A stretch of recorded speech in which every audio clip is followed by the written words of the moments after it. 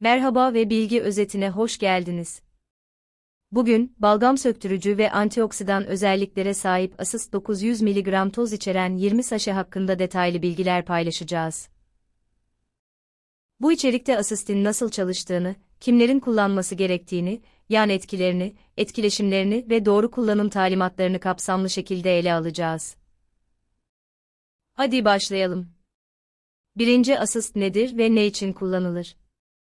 Assist, etkin madde olarak asetilsistein 900 mg içerir. Bu ilaç mukolitik ajanlar grubuna dahildir ve solunum yollarındaki balgamın incelmesini sağlayarak kolayca atılmasına yardımcı olur. Assist'in başlıca kullanım alanları şunlardır. Solunum yollarında aşırı balgam oluşumu, bronşit, koa, zatürre, sinüzit. Solunum yolları enfeksiyonlarının destek tedavisi. Kistik fibroz hastalarında balgam söktürücü olarak kullanımı. Parasetamol zehirlenmelerinde destekleyici tedavi. Assist, 20 saşe içeren ambalajlarda satılmaktadır ve eczanelerden yalnızca reçete ile temin edilebilir. 2. Assist'i kullanmadan önce dikkat edilmesi gerekenler. Assist kullanmadan önce aşağıdaki durumları göz önünde bulundurmalısınız. Kullanmayınız. İlacın içerdiği asetilsistein veya diğer bileşenlere karşı alerjiniz varsa. Akut astım atağı geçiriyorsanız. Şiddetli mide ülseri hastalığınız varsa. Dikkatli kullanınız. Astım hastaları dikkatli kullanmalıdır, nefes darlığı riski olabilir. Mide ve bağırsak hastalığınız varsa doktorunuza danışmalısınız. Böbrek veya karaciğer yetmezliği olan hastalarda dikkatli kullanılmalıdır. 3. Assist nasıl kullanılır? Yetişkinler için, günde bir kez bir saşe, 900 mg alınmalıdır. Çocuklarda kullanımı, doktor tavsiyesine göre doz ayarlaması yapılmalıdır. Bol su ile birlikte alınmalıdır. Yemeklerden sonra alınması önerilir. Hamilelik ve emzirme, hamile ve emziren anneler doktor tavsiyesi olmadan kullanmamalıdır. Yanlışlıkla yüksek doz alırsanız, bulantı, kusma ve mide ağrısı gibi belirtiler görülebilir. Bu durumda hemen bir doktora başvurmalısınız. 4. Olası yan etkiler. Her ilaçta olduğu gibi, Assist kullanımı bazı yan etkilere yol açabilir. En sık görülen yan etkiler şunlardır. Sindirim sistemi üzerindeki etkiler. Bulantı, kusma, karın ağrısı. Solunum sistemi üzerindeki etkiler. Öksürük artışı. Nefes darlığı. Burun akıntısı. Bağışıklık sistemi üzerindeki etkiler.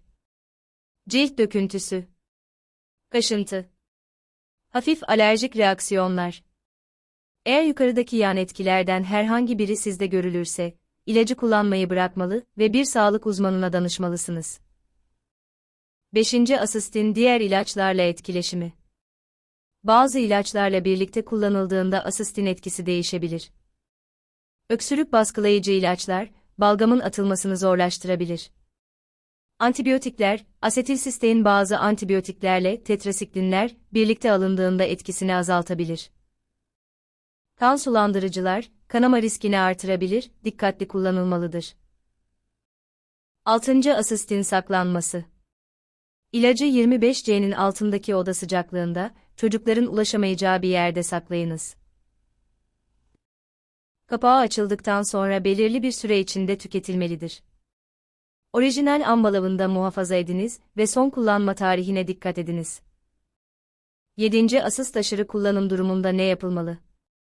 Assist'in fazla alınması durumunda ciddi sağlık sorunları ortaya çıkabilir. Aşırı doz belirtileri şunlardır.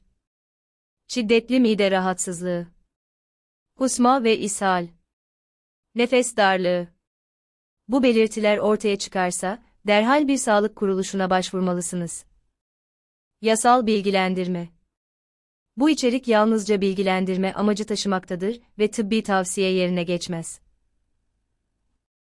İlaç kullanmadan önce mutlaka doktorunuza veya eczacınıza danışınız. Yan etkiler veya şüpheli durumlar için Türkiye Farmakovijilans Merkezi'ne TÜFAM bildirimde bulunabilirsiniz. Reklam ve işbirliği beyanı. Bu içerik herhangi bir marka, firma veya ilaç üreticisiyle reklam veya işbirliği kapsamında hazırlanmış değildir. Tarafsız ve bilimsel bilgilendirme amacı taşımaktadır. Kapanış. Eğer bu bilgilendirici içeriği faydalı bulduysanız, beğen butonuna basmayı ve daha fazla içerik için abone olmayı unutmayın. Sağlıklı günler dileriz, hoşça kalın.